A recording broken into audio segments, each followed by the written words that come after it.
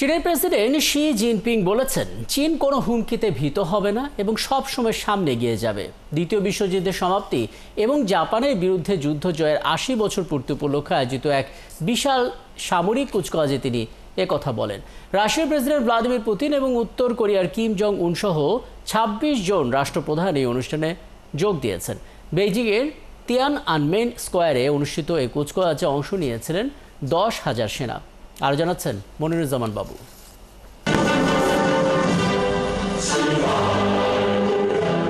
জাতীয় পতাকা উত্তোলন এবং কয়েক হাজার মানুষের একসাথে গাওয়া জাতীয় সঙ্গীতের মাধ্যমে শুরু হয় চীনের ইতিহাসের সবচেয়ে বড় সামরিক কুচকাওয়াজ।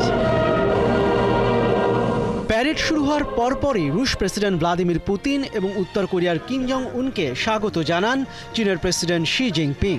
আপনার প্রিয় কাপড়ের যত্নে এলো এনজাইম সমৃদ্ধ Arik silver wash detergent powder ৫০০ গ্রাম মাত্র ৭০ টাকা। প্রিমার্ক। এই প্রথমবার তিন নেতা একসাথে মিলিত হলেন। এই সামরিক কুচকাওয়াজে যোগ দেন ২৬টি দেশের রাষ্ট্রপ্রধান।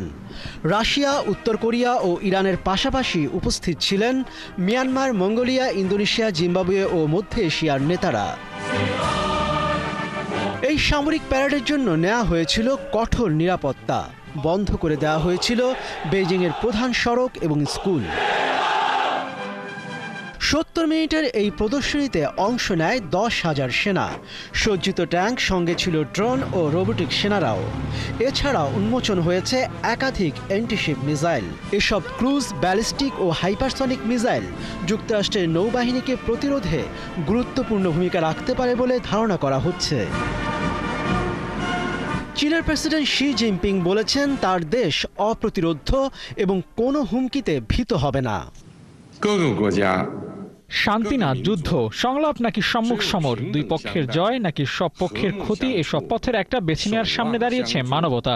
চীনকে থামানো যাবে না এবং যুদ্ধের শেকড় নির্মূল করা প্রয়োজন, যাতে ইতিহাস পুনরাবৃত্তি না হয়।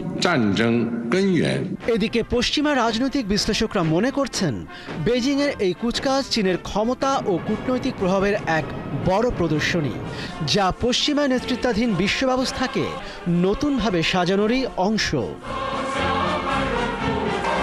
মনিরুজ্জামান বাবু, ৭১।